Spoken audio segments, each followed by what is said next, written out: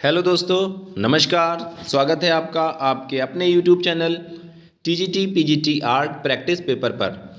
दोस्तों, TGT PGT art से जुड़े महत्वपूर्ण प्रश्नों की सीरीज़ का ये पार्ट 6 है। इसके पहले के 5 पार्ट चैनल पर अपलोड किए जा चुके हैं, उन सभी भागों को भी अवश्य देखें।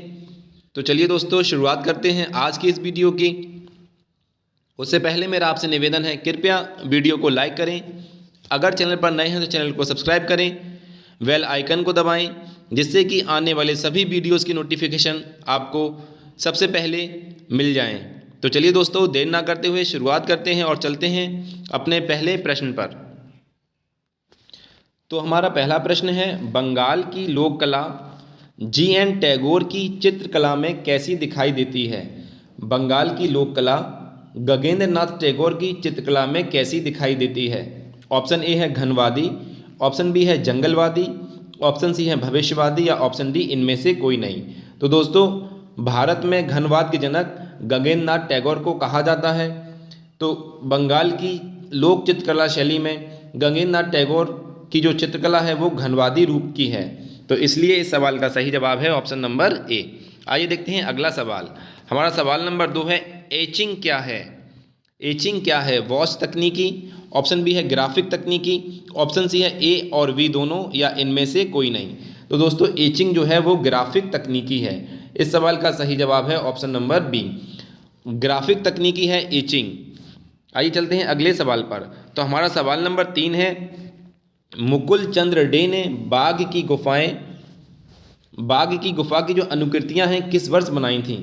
मुकुल चंद्र डे ने बाघ की गुफाओं की अनुकृतियां किस वर्ष तैयार की थीं? ऑप्शन ए है 1914 ईस्वी में, ऑप्शन बी है 1989 ईस्वी में, ऑप्शन सी है 1920 ईस्वी में या फिर 1931 ईस्वी में। तो दोस्तों, मुकुल चंद डे के द्वारा बाघ की गुफा की जो अनुकृतियां बनाई गई थीं वो 1920 में 1920 में बनाई गई थीं। इस सवाल का सही जवाब है ऑप्शन नंबर सी, मुकुल चंद डे के द्वारा बाघ की अनुकृतियां 1920 में बनाई गई थीं। आइए देखते हैं अगला सवाल। तो हमारा सवाल नंबर 4 है, नारंगी रंग को हरे रंग के साथ मिलाने से कौन सा रंग तैयार होता है? यानी कि नारंगी रंग को जब हम हरे रंग के साथ मिला देते हैं तो कौन सा रंग हमें मिलता है? ऑप्शन ए है रसेट, ऑप्शन बी है ऑलिव, ऑप्शन सी है ग्रे या ऑप्शन डी सिल्टन। तो दोस्तों, नारंगी और हरे रंग को आपस में मिलाने से हमें सिल्टन रंग मिलता है। इस सवाल का सही जवाब है ऑप्शन नंबर डी, नारंगी और हरे रंग को मिलाने से सिल्टन रंग प्राप्त होता है। आइए चलते हैं अगले सवाल पर। हमारा सवाल नंबर 5 है, ग्रुप 1980 नामक संस्था की स्थापना 1963 ईस्वी में दिल्ली में किसके द्वारा की गई थी? यानी ग्रुप 1980 के संस्थापक कौन थे? ऑप्शन ए है के.जी. सुब्रमण्यम, ऑप्शन बी है जे. स्वामीनाथन, ऑप्शन सी है प्रदोष दास गुप्ता या ऑप्शन डी सतीश गुजराल। तो दोस्तों, ग्रुप 1980 नाम की जो संस्था थी जिसकी स्थापना 1963 ईस्वी में दिल्ली में की गई थी, इसके संस्थापक थे जे. स्वामीनाथन, यानी कि ऑप्शन बी सही जवाब है। आइए देखते हैं अगला सवाल। तो सवाल नंबर 6 है, राजस्थानी लघु चित्रण में किस प्रकार के रंगों का प्रयोग हुआ है? यानी कि राजस्थानी लघु चित्रण में किस प्रकार के रंगों का प्रयोग हुआ है? ऑप्शन ए है जलीय रंग, ऑप्शन बी है तेल रंग, ऑप्शन सी है पेस्टल या ऑप्शन डी टेम्परा रंग। तो दोस्तों, राजस्थानी जो लघु चित्रण शैली है उसमें टेम्परा रंग का प्रयोग किया गया है। ऑप्शन डी इस सवाल का सही जवाब है। राजस्थानी लघु चित्रण में टेम्परा रंगों का प्रयोग किया गया है। आइए चलते हैं अगले सवाल पर। हमारा सवाल नंबर 7 है, किसने सित्तन वासल गुफा चित्रों को पांड चित्रकला का अप्रतिम केंद्र माना है? यानी किसने सित्तन वासल गुफा चित्रों को पांड चित्रकला का अप्रतिम केंद्र माना है? ऑप्शन ए है शिवराम मूर्ति, ऑप्शन बी है टी.एस. गोपीनाथ, ऑप्शन सी है दुर्बील या इनमें से कोई नहीं। तो दोस्तों, जो शिवराम मूर्ति हैं इन्होंने सित्तन वासल गुफा चित्रों को पांड्य चित्रकला का अप्रतिम केंद्र माना है। इस सवाल का सही जवाब है ऑप्शन नंबर ए, शिवराम मूर्ति के द्वारा पांड्य चित्रकला का अप्रतिम केंद्र माना गया है सित्तन वासल गुफाओं को। आइए देखते हैं अगला सवाल। हमारा सवाल नंबर 8 है, चित्रकला की किस शैली को रंगों का काव्य कहा जाता है? चित्रकला की किस शैली को रंगों का काव्य कहा जाता है? ऑप्शन ए है मुगल शैली, ऑप्शन बी है राजस्थानी, ऑप्शन सी है कांगड़ा या ऑप्शन डी जापानी शैली। तो दोस्तों कांगड़ा शैली को रंगों का काव्य कहा जाता है। ऑप्शन सी इस सवाल का सही जवाब है। आइए चलते हैं अगले सवाल पर। हमारा सवाल नंबर 9 है, बोधिसत्व पद्मपाणि का चित्र अजंता की किस गुफा में स्थित है? चित्र का नाम है बोधिसत्व पद्मपाणि। पूछा गया है कि ये जो चित्र है अजंता की किस गुफा संख्या में स्थित है? ऑप्शन ए है गुफा संख्या 16 में, ऑप्शन बी है गुफा संख्या 1 में, ऑप्शन सी है गुफा संख्या 10 में या ऑप्शन डी गुफा संख्या 17 में। तो दोस्तों बोधिसत्व पद्मपाणि का जो चित्र है वो अजंता की गुफा संख्या 1 में चित्रित किया गया है। इस सवाल का सही जवाब है ऑप्शन नंबर बी। आइए देखते हैं अगला सवाल। सवाल नंबर 10 है, द बंगाल पट, भारत में आर्यों का आगमन, पवित्र शहर बनारस नामक पुस्तकों के लेखक कौन हैं? पुस्तक का नाम है द बंगाल पट, भारत में आर्यों का आगमन, पवित्र शहर बनारस जैसी पुस्तकों के लेखक कौन हैं? ऑप्शन ए है W.G. आर्चर, ऑप्शन बी है अवनींद्र नाथ टैगोर, ऑप्शन सी है रामचंद्र शुक्ल या ऑप्शन डी E.B. हैबल। तो दोस्तों ये पुस्तकें E.B. हैबल के द्वारा लिखी गई हैं। इस सवाल का सही जवाब है option number D, the Bengal Pat, Bharat में आर्यों का आगमन और पवित्र शहर बनारस नामक पुस्तकें E.B. हैबल के द्वारा लिखी गई हैं। इस सवाल का सही जवाब है ऑप्शन नंबर डी। आइए देखते हैं अगला सवाल। हमारा सवाल नंबर 11 है, फ्रेस्को ब्यूनो तकनीक में बनाए गए भित्ति चित्र मेडिएवल सेंट्स को किसने चित्रित किया है? फ्रेस्को ब्यूनो तकनीक में भित्ति चित्रों का निर्माण किया गया है जिसका नाम है मेडिएवल सेंट्स। पूछा गया ये किसने चित्रित किया है?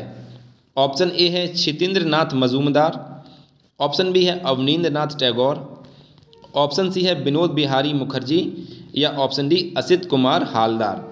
तो दोस्तों इस सवाल का सही जवाब है option number C, Vinod Bihari Mukherjee के द्वारा मेडिएवल सेंट्स नामक भित्ति चित्रों को चित्रित किया गया है। आइए चलते हैं अगले सवाल पर। तो हमारा सवाल नंबर 12 है, सिख गायक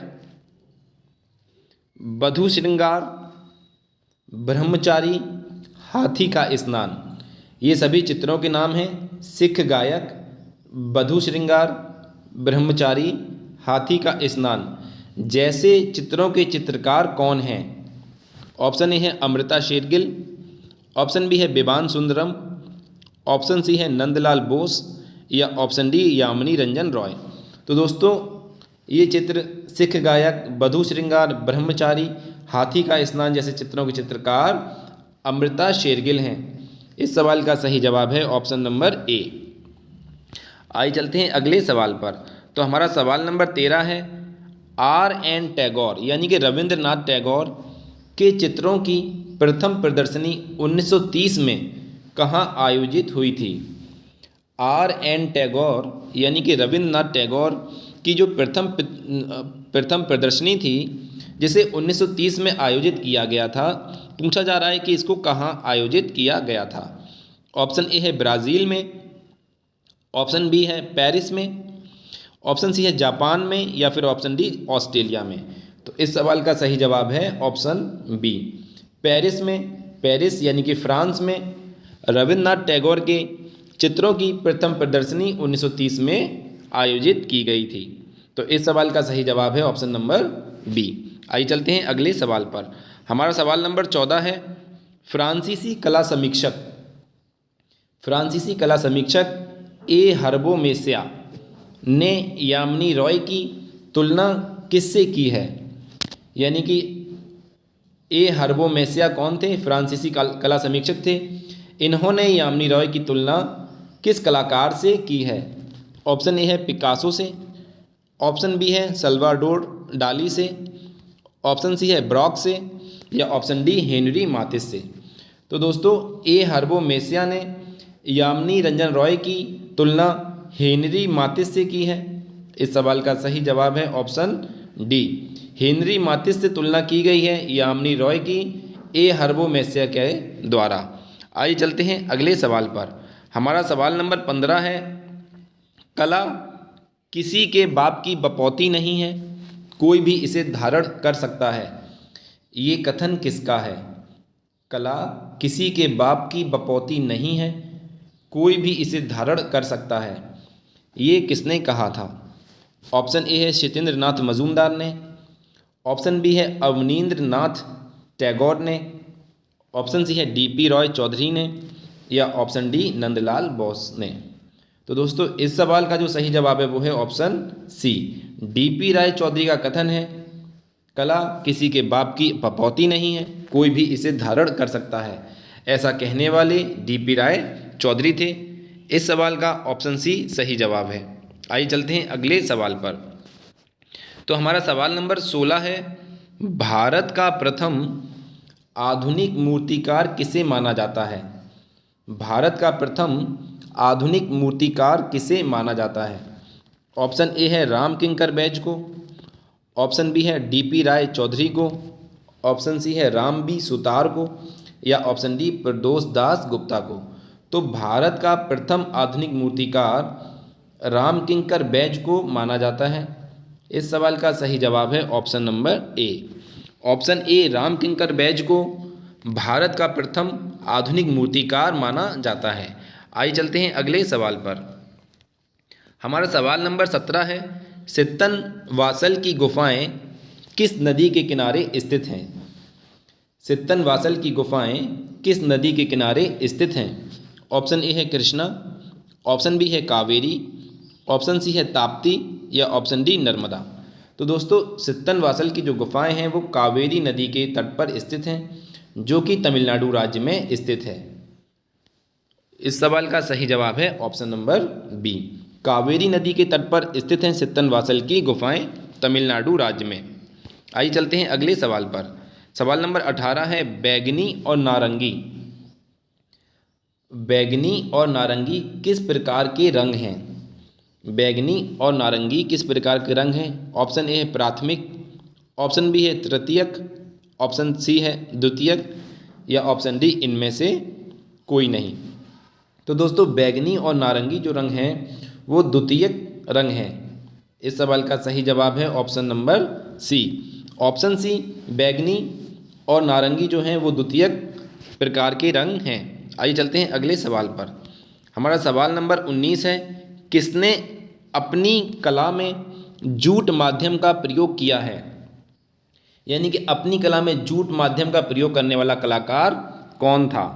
ऑप्शन ए है अमृता शेरगिल, ऑप्शन बी है सुधीर रंजन खास्तगीर, ऑप्शन सी है रविशंकर रावल, या ऑप्शन डी मृणालिनी मुखर्जी। तो इस सवाल का सही जवाब है ऑप्शन डी मृणालिनी मुखर्जी। मृणालिनी मुखर्जी जो हैं इन्होंने अपनी कला में जूट माध्यम का प्रयोग किया है। आइए चलते हैं अगले सवाल पर। हमारा सवाल नंबर 20 है, ब्रह्म समाज की विचारधारा से कौन सा कलाकार जुड़ा था? यानी किस कलाकार पर ब्रह्म समाज की विचारधारा का प्रभाव था? ऑप्शन ए है सुधीर रंजन खास्तगीर, ऑप्शन बी है असित कुमार हालदार, ऑप्शन सी है सत्येंद्र नाथ मजूमदार, या ऑप्शन डी नंदलाल बोस। तो दोस्तों इस सवाल का सही जवाब है ऑप्शन नंबर ए, सुधीर रंजन खास्तगीर जो थे वो ब्रह्म समाज की विचारधारा से प्रभावित थे। तो इस सवाल का सही जवाब है ऑप्शन ए। आइए चलते हैं अगले सवाल पर। हमारा सवाल नंबर 21 है, बाघ गुफा में रंग महल किस नंबर की गुफा है? यानी कि बाघ गुफा में जो रंग महल है किस नंबर की गुफा को कहा जाता है? ऑप्शन ए है 5वीं, ऑप्शन बी है 4थी, ऑप्शन सी है 3री, या ऑप्शन डी पहली। तो दोस्तों रंग महल जो गुफा कहा जाता है बाघ की गुफाओं में, वो 4थे नंबर की गुफा को रंग महल कहा जाता है। इस सवाल का सही जवाब है ऑप्शन नंबर बी, बाघ की 4थी गुफा को रंग महल कहा जाता है। आइए चलते हैं अगले सवाल पर। तो हमारा सवाल नंबर 22 है, भद्र पुरुष की लंबाई कितनी होती है? भद्र पुरुष की लंबाई कितनी होती है? ऑप्शन ए है 108 अंगुल, ऑप्शन बी है 105 अंगुल, ऑप्शन सी है 102 अंगुल, या ऑप्शन डी 106 अंगुल। तो दोस्तों इस सवाल का सही जवाब है ऑप्शन नंबर डी, 106 अंगुल। भद्र पुरुष की लंबाई 106 अंगुल की होती है। इस सवाल का सही जवाब है ऑप्शन नंबर डी, 106 अंगुल भद्र पुरुष की लंबाई होती है। आइए चलते हैं अगले सवाल पर। तो सवाल नंबर 23 है, सेरीग्राफ, कश्मीर की एक गली, सैलाब और ज़मीन जैसे चित्रों के चित्रकार कौन हैं? चित्रों के नाम हैं सेरीग्राफ, कश्मीर की एक गली, सैलाब, ज़मीन। पूछा गया है इन चित्रों के चित्रकार कौन हैं? ऑप्शन ए है M.F. हुसैन, ऑप्शन बी है F.N. सूजा, ऑप्शन सी है S.H. रज़ा या ऑप्शन डी K.H. आरा। तो दोस्तों इन चित्रों के जो चित्रकार हैं वो हैं S.H. रज़ा। ऑप्शन सी इस सवाल का सही जवाब है। सेरीग्राफ, कश्मीर की एक गली, सैलाब और ज़मीन जैसे चित्रों के चित्रकार S.H. रज़ा हैं। इस सवाल का सही जवाब है ऑप्शन सी। आइए चलते हैं अगले सवाल पर। हमारा सवाल नंबर 24 है, सेवानिवृत्त सिपाही, केरल की नारियां, मत्स्यगंधी और रुगक मांगदा नामक चित्रों के चित्रकार कौन हैं? चित्रों के नाम हैं सेवानिवृत्त सिपाही, केरल की नारियां, मत्स्यगंधी और रुगक मांगदा जैसे चित्रों के चित्रकार कौन थे? ऑप्शन ए है अवनींद्रनाथ टैगोर, ऑप्शन बी है राजा रवि वर्मा, ऑप्शन सी है रविंद्रनाथ टैगोर या ऑप्शन डी छितेंद्रनाथ मजूमदार। तो दोस्तों इन चित्रों के जो चित्रकार हैं वो हैं राजा रवि वर्मा। ऑप्शन बी इस सवाल का सही जवाब है। राजा रवि वर्मा के द्वारा चित्रित किए गए चित्र हैं सेवानिवृत्त सिपाही, केरल की नारियां, मत्स्यगंधी और रुगक मांगदा जैसे चित्र। आइए चलते हैं अगले सवाल पर जो कि हमारा इस वीडियो का आखिरी सवाल है।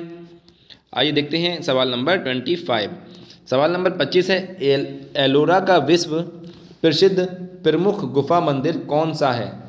यानी कि एलोरा का कौन सा मंदिर है जो विश्व प्रसिद्ध है? ऑप्शन ए है शिव मंदिर, ऑप्शन बी है सूर्य मंदिर, ऑप्शन सी है विष्णु मंदिर या ऑप्शन डी कैलाश मंदिर।